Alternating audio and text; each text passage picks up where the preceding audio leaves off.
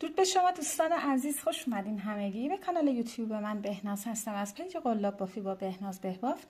امروز در خدمتتونم با آموزش یک موتیف دستگیره بسیار جذاب و زیبا، دستگیره با گلهای زیبای لاله که من اون رو به صورت دورو بافتم. میتونید پشت بافت رو هم این کار نباشه، یک موتیف دایره شکل داشته باشید که ساده باشه، یا اینکه مثل من دورو ببافید. کار فوق العاده جذاب و زیبایی هست. میتونید از اون به عنوان زیر گلدونی، زیر لیوانی هم استفاده کنید. من این کار رو با کانوا آکریل تاب و قلاب شماره 3 میل بافتم که اندازه این کار رو هم داشته باشیم که قطرش 18 سانتی متر هستش. یک دایره 18 سانتی متری هست. فوق العاده جذاب و زیبا و البته بسیار کاربردی. پس امروز با من همراه باشید برای دیدن این ویدیوی آموزشی. قبل از اون ممنون میشم که تا یادتون نرفته ویدیو رو لایک کنید و سابسکرایب هم یادتون نره و لطفاً ویدیوها رو فقط و فقط در کانال یوتیوب دنبال بفرمایید.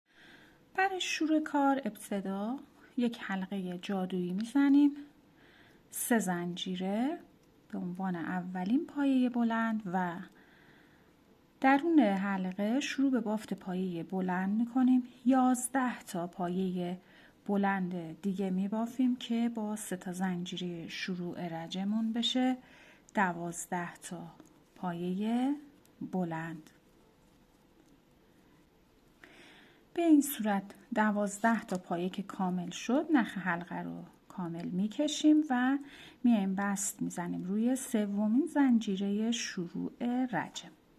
برای شروع رج دوم 2 تا زنجیره میزنم به عنوان یک پایه بلند نیمه و همینجا یک پایه بلند نیمه دیگه میبافم، یکی میکنم، یک خوشه بافتم، یک زنجیره میزنم، میام روی پایه بعدی 2 پایه بلند نیمه میبافم، یکی میکنم، یک خوشه، یک زنجیره برای فاصله. این الگو رو تکرار میکنم روی هر کدوم از پایه ها 2 پایه بلند نیمه، یک خوشه، یک زنجیره و اون رو تکرار میکنم. در نهایت ما در پایان این رج باید 12 تا خوشه داشته باشیم و 12 تا پایه فضای زنجیره‌ای. به این صورت رج رو که به اتمام رسوندیم میایم بست میزنیم روی اولین خوشه‌ای که بافته بودیم. برای شروع رج بعدی با یک بست وارد فضای زنجیره‌ای میشم و حالا همینجا یک پایه بلند ایستاده شروع رج میبافم. میتونید 3 تا زنجیره هم بزنید یا اینکه مثل من ببافید. 1 2 و 3 تا پایه بلند بافتم، یک زنجیره میزنم، میام در فضای زنجیره‌ای بعدی تکرار میکنم، 3 پایه بلند میبافم، یک زنجیره برای فاصله. فضای بعد 3 پایه بلند، یک زنجیره برای فاصله. به همین ترتیب این الگو رو توی همه فضاهای زنجیره‌ایم تکرار میکنم. در آخر رج میایم بست میزنیم روی اولین پایه بلندی که بافتیم، یا اگه 3 تا زنجیره زدید به زنجیره سوم. برای شروع رج بعدی رو هم مثل همین رج میبافیم با یک تفاوت کوچیک. با 3 تا بست دیگه کار رو میرسونم به فضای تک زنجیره‌ای و اینجا حالا یک پایه بلند ایستاده شروع رج میبافم و کنارش 3 تا پایه بلند دیگه،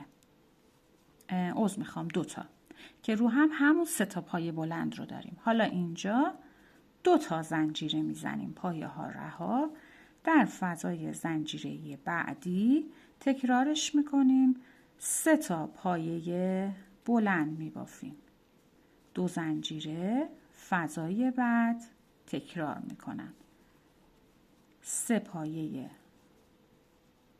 بلند، 2 زنجیره، فاصله و به همین روش اون الگو رو کامل میکنیم. به آخر رج که رسیدیم طبق الگو بست میزنیم روی اولین پایه بلندی که بافتیم و یک زنجیره میزنیم، نخ رو اینجا کاتش میکنیم و با رنگ بعدی این بافت رو ادامه میدیم. برای شروع رج پنجم بافت رو از فضای زنجیره‌ای شروع میکنیم، فرقی نمیکنه و 1 2 3 زنجیره میزنم. به عنوان یک پایه بلند همونجا یک پایه بلند دیگه میبافم و 1 زنجیره میزنم. توی همون فضا میام 2 تا پایه بلند میبافم، 1 زنجیره میزنم. میام در فضای زنجیره‌ای بعدی تکرارش میکنم، 2 پایه بلند، 1 زنجیره و همونجا 2 تا پایه بلند دیگر رو میبافم، 1 زنجیره برای فاصله. این الگو توی همه فضاهای زنجیره‌ایم تکرار میشه، 2 پایه بلند، 1 زنجیره، همونجا 2 پایه بلند دیگه میبافم، 1 زنجیره میزنم برای فاصله و این الگو رو تکرار میکنم. در آخر رج بست میزنم روی زنجیره سوم شروع رج و 1 زنجیره و نخ رو اینجا کاتش میکنم. به این صورت برای شروع رج بعدی میخوایم در واقع گلها رو ببافیم. میایم کار رو از فضای تک زنجیره‌ای بین پای بلندها که برای من به عنوان یک در واقع برگ‌های کار هست، قلاب رو از اینجا وارد میکنم و نخ میگیرم، 2 زنجیره میزنم به عنوان اولین پای بلند نیمه و همونجا 2 تا پای بلند نیمه دیگه میبافم، همه رو یکی میکنم، به این صورت 1 خوشه بافتم و 3 زنجیره میزنم. میام در فضای زنجیره‌ای بعدی 1 پایه بست میزنم و 3 زنجیره برای فاصله.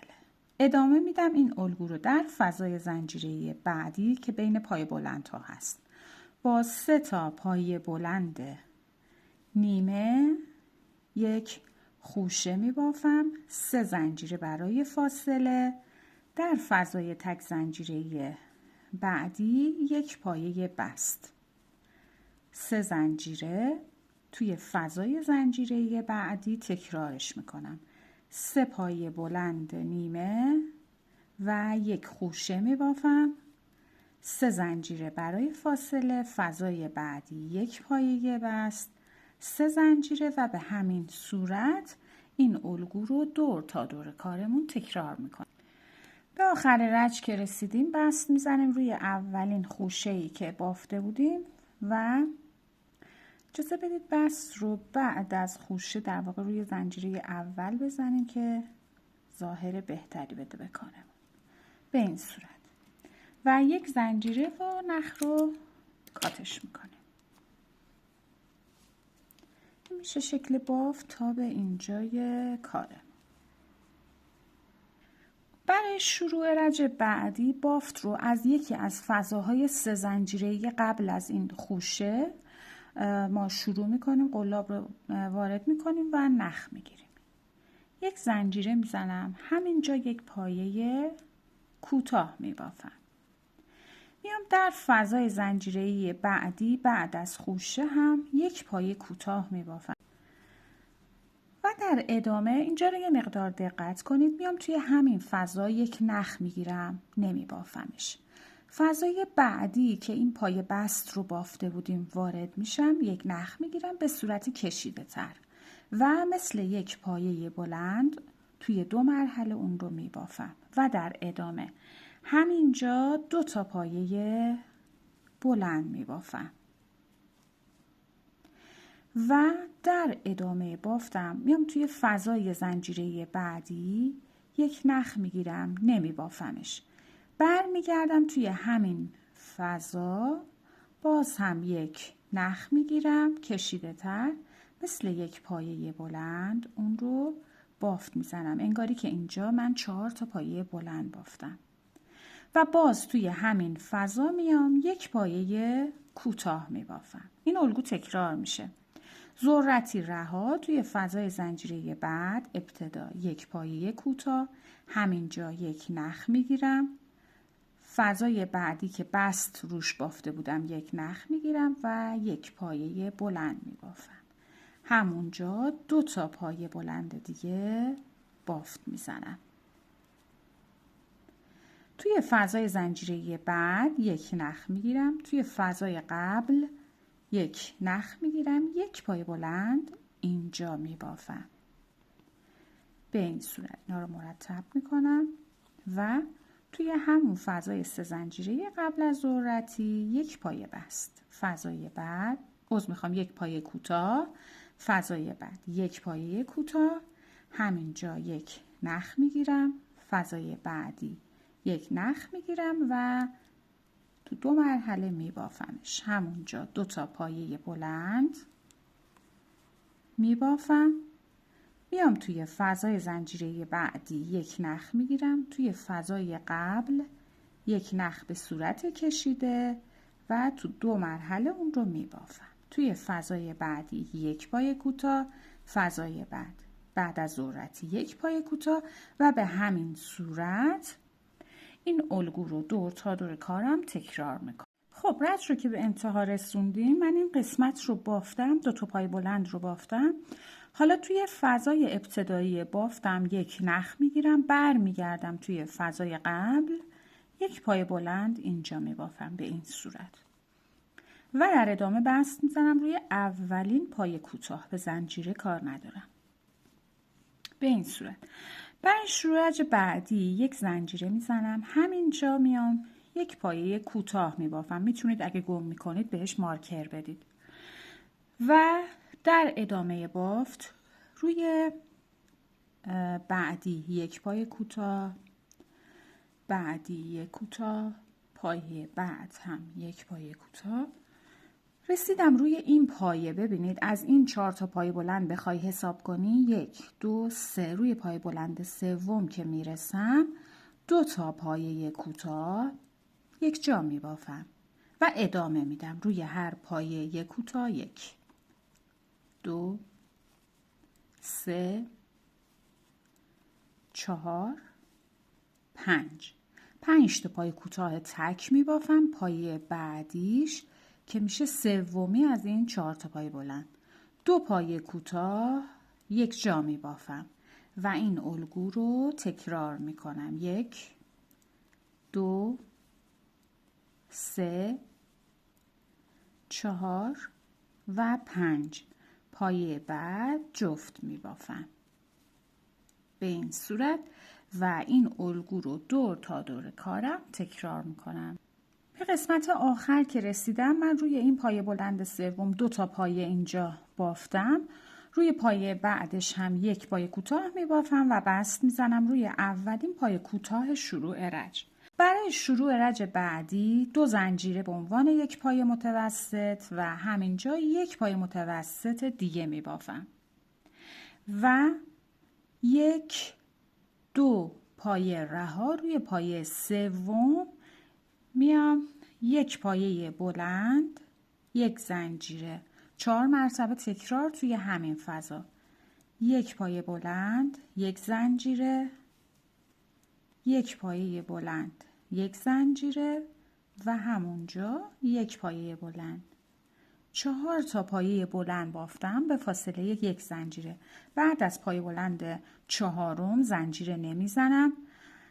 1 2 پایه رها، پایه سوم میام 3 تا پایه 2 تا پایه متوسط میبافم. عذر میخوام.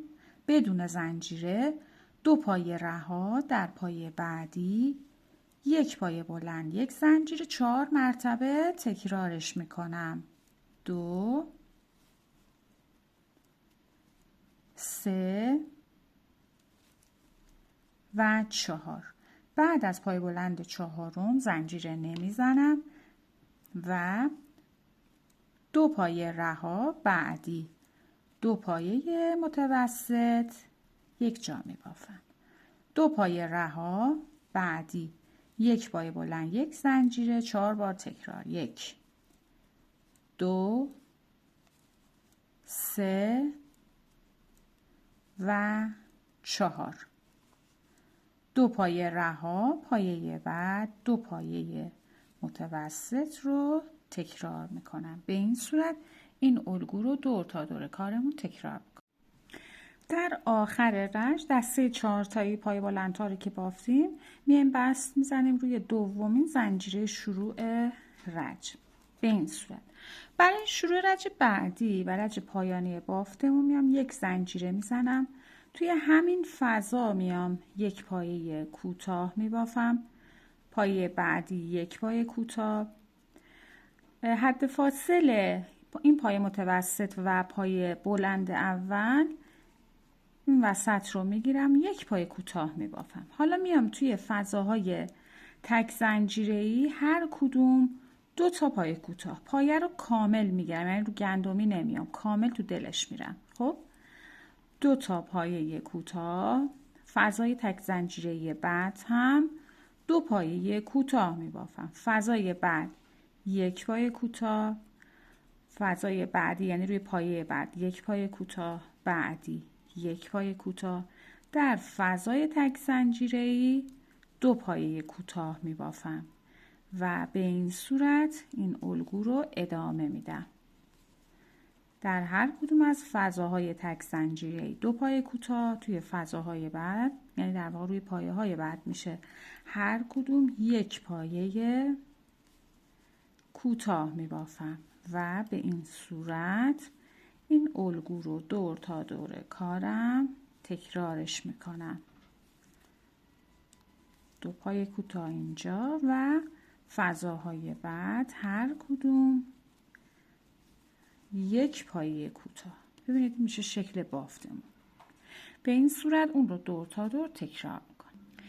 رنج رو که به انتها رسوندیم بست میزنیم روی اولین پایه کوتاهی که داشتیم و نخ رو اینجا به این صورت کاتش میکنیم و میچرخونیم و در واقع اون رو به این صورت میبریم پشت بافت و تمیزکاری بافتمون رو انجام. کارمون تموم شده. یک روی دستگیره، حالا میتونه زیر لیوانی باشه، زیر گلدونی باشه یا یک لا باشه در دستگیرتون، یعنی یک رو باشه، یا اینکه میتونید از موتیف های دیگه ای به شکل دایره استفاده کنید برای پشت باف که ساده تر باشه، یا اینکه نه مثل من از 2 تا این نمونه رو ببافید و روی هم بذارید، اون رو تبدیل به دستگیری کنید. باز هم سلیقه‌ای هست، این میتونه یه کار دکوری فوق‌العاده خوشگلی باشه.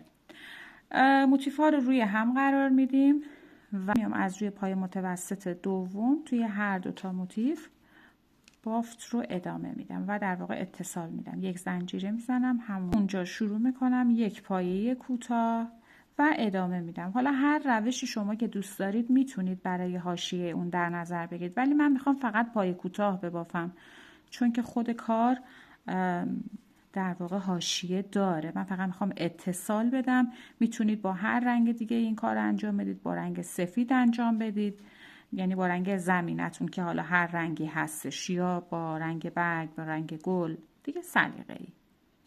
به این صورت یک پایه کوتاه روی هر کدوم از پایه ها بافت میزنم دور تا دور کارم. و اگرم بخواید که یه بندینک به عنوان آویز داشته باشه، برگشت به اینجا که رسیدید یه تعداد زنجیره بزنید و برگردید به همینجا و اتصال رو انجام بدید. خب دوستان، به این ترتیب من حاشیه کار رو با پایه کوتاه به اتمام رسوندم، تعدادی زنجیره زدم و همینجا بست زدم. کار بسیار بسیار جذاب و زیبا، دورو و کاربردی. امیدوارم که از این آموزش بسیار زیبا هم خوشتون اومده باشه. مرسی که تا این لحظه با من همراه بودید و امیدوارم همچنان شما را در ویدیوهای بعدی هم ببینم. تا یه آموزش دیگه، خدا نگهدارتون.